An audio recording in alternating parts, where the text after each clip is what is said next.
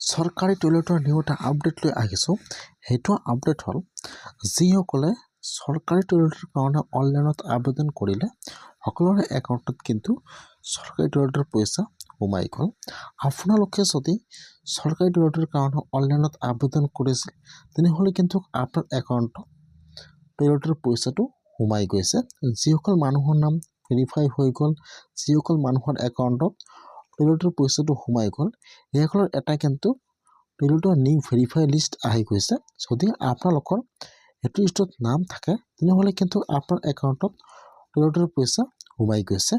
কেনেকৈ আপোনালোকে চৰকাৰী টয়লেটৰ নিউ ভেৰিফাই লিষ্টটো চেক কৰিব, মই আজি এইটো ভিডিঅ'ত আপোনালোকক A to Z সম্পূৰ্ণ প্ৰচেছ দেখুৱাই দিছোঁ যে কেনেকৈ আপোনালোকে লিষ্টটো চাব লাগিব। কেনেকৈ লিষ্টটো চেক কৰিব চাই লওক। এতিয়া আপোনালোকে ফাৰ্ষ্ট এইটো অপশ্যনত আহি যাব SBM। মই কিন্তু আপোনাৰ সুবিধাৰ কাৰণে অপশ্যনৰ লিংকটো মোৰ ডিছক্ৰিপশ্যনত দি দিছোঁ। আপোনালোকে ডাইৰেক্ট ক্লিক কৰি ফাৰ্ষ্ট এইটো অপশ্যনত আহি যাব।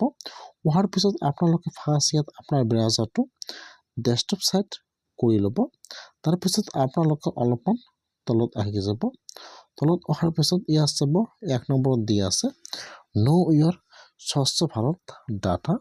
এতিয়া আপোনালোকে সেইটো অপশ্যনৰ ওপৰত ক্লিক কৰিব। এতিয়া কিন্তু আপোনাৰ ওচৰত এইটো পেজ অপেন হৈ যাব এনেকুৱাকৈ। এতিয়া আপোনালোকে একেবাৰে তলত আহি যাব। হোৱাৰ পিছত ইয়াত চাব ইয়াত এটা অপশ্যন দিয়া আছে MR39 এণ্ট্ৰি এচিডাছ new house hold in SBM পইচাটো। এতিয়া আপোনালোকে সেইটো অপশ্যনৰ ওপৰত ক্লিক কৰিব। MR39 অপশ্যনৰ ওপৰত ক্লিক কৰিব। যেতিয়া আপোনালোকে MR39 অপশ্যনৰ ওপৰত ক্লিক কৰিব, এতিয়া কিন্তু আপোনাৰ ওচৰত আৰু এটা নিউ পেজ এতিয়া অপেন হৈ যাব এনেকুৱাকৈ। ফাৰ্ষ্ট চাব ইয়াত দি আছে ষ্টেট নেম। ফাৰ্ষ্ট আপোনালোকে আপোনাৰ ইয়াত ষ্টেট নাম চাই ল'ব। ইয়াত যিটো আপোনাৰ ষ্টেট নাম হয়, এতিয়া আপোনালোকে আপোনাৰ ষ্টেট নামৰ ওপৰত ক্লিক কৰিব। তাৰপিছত ইয়াত আহি যাব আপোনাৰ ডিষ্ট্ৰিক্টৰ নাম। এতিয়া আপোনালোকে ইয়াত চাই ল'ব যে ইয়াত আপোনাৰ ডিষ্ট্ৰিক্টৰ নাম কোনটো হয়। ইয়াত যিটো আপোনাৰ ডিষ্ট্ৰিক্টৰ নাম হয়, এতিয়া আপোনালোকে আপোনাৰ ডিষ্ট্ৰিক্টৰ নামৰ ওপৰত ক্লিক কৰিব। যেতিয়া আপোনালোকে আপোনাৰ ডিষ্ট্ৰিক্টৰ নামৰ ওপৰত ক্লিক কৰিব, তাৰপিছত আপোনাৰ ডিষ্ট্ৰিক্টৰ ভিতৰত যিমানকেইটা ব্লকৰ নাম আছে ইয়াত সকলো ব্লকৰ নাম আহি যাব। এতিয়া আপোনালোকে ইয়াত চাই ল'ব যে ইয়াত আপোনাৰ ব্লকৰ নাম কোনটো হয়। ইয়াত যিটো আপোনাৰ ব্লকৰ নাম হয়, এতিয়া আপোনালোকে আপোনাৰ ব্লকৰ নামৰ ওপৰত ক্লিক কৰিব। যেতিয়া আপোনালোকে আপোনাৰ ব্লকৰ নামৰ ওপৰত ক্লিক কৰিব, তাৰপিছত কিন্তু ইয়াত আহি যাব আপোনাৰ পঞ্চায়ত নেম। এতিয়া আপোনালোকে ইয়াত আপোনাৰ পঞ্চায়ত নামৰ ওপৰত ক্লিক কৰিব। যেতিয়া আপোনালোকে আপোনাৰ পঞ্চায়ত নামৰ ওপৰত ক্লিক কৰিব, তাৰপিছত কিন্তু ইয়াত লিষ্টৰ অপশ্যন আহি যাব যে আপোনাৰ পঞ্চায়তত ইমানটা মানুহৰ নাম ভেৰিফাই হৈ গ'ল বা ইমানটা মানুহৰ একাউণ্টত টয়লেটৰ পইচাটো সোমাই গৈছে। এতিয়া আপোনালোকে সেইটো নম্বৰৰ ওপৰত ক্লিক কৰিব।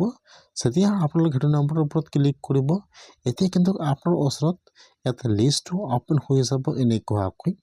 ফাৰ্ষ্ট ইয়াত আহি যাব আপোনাৰ ষ্টেট নাম, ডিষ্ট্ৰিক্ট নাম, ব্লকৰ নাম আৰু ইয়াত আহি যাব আৰু পঞ্চায়ত নাম। এইফালত আপোনাৰ গাঁৱৰ নাম, এইফালত ইয়াত আপোনাৰ নাম আহি যাব। তাৰপিছত ইয়াত আপোনাৰ এপ্লিকেশ্যন ID নম্বৰ আহি যাব, আপোনাৰ গাৰ্জিয়ান নেম আহি যাব। ইয়াত আপোনাৰ নামটো কিমান তাৰিখে ভেৰিফাই হৈছে সকলো ডিটেইলছ আহি যাব। যদি আপোনালোকৰ এইটো লিষ্টত নাম থাকে তেনেহ'লে কিন্তু আপোনাৰ একাউণ্টত টয়লেটৰ পইচাটো সোমাই গৈছে। এইটো লিষ্ট কিন্তু মোবাইলত যেনেকুৱাকৈ ডাউনলোড নহ'ব পাৰে। এইটো যিহেতু এক্সেল হয়, এক্সেলত কিন্তু মোবাইলত ছাপোৰ্ট নকৰে, সেইটো ছফ্টৱেৰ মোবাইলত নাই। সেইকাৰণে কিন্তু আপোনাৰ তাত লিষ্টটো ডাউনলোড হ'ব পাৰে, নহ'ব পাৰে। মোৰ তাত লিষ্টটো বেলেগৰ পৰা ডাউনলোড কৰি লৈ লৈছোঁ। আপোনালোকে এনেকুৱাকৈ লিষ্টটো চাই লওক, তাৰপিছত জনাব কমেণ্ট।